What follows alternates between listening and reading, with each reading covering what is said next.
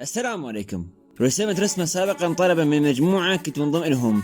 المفروض ارسم رسمات لهم وينشر رسماتنا، فقلت اعرضها لكم وشون تفاصيلها وشون صار وياي.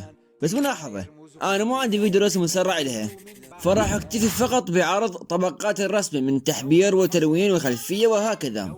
انا ايمن، رسام ونمت وصانع محتوى، وهذه هي قناتي.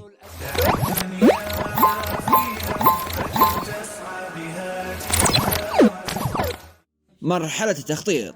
بالبداية لما بديت رسم الرسمة، بديت مثل كل مرة ارسم الراس ثم العنق والجسد، وكالعادة بالطريقة المعتادة، لانني ما زلت ما اعرف ارسم وضعيات اخرى. ثم بعدها حاولت ارسم الشعر بطريقة احسن، فحاولت استعمل اسلوب الاسهم حتى ارسم، لكن اكيد ما عرفت فطلعت فاشلة شوية.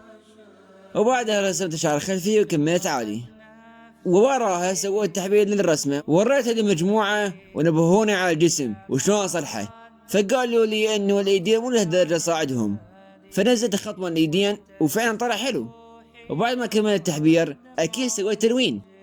الشعر سويته بني، وبالنسبة للملابس قلت ارسمها اصفر وخطين على الجانبين، ويعني ممكن يطلع حلو.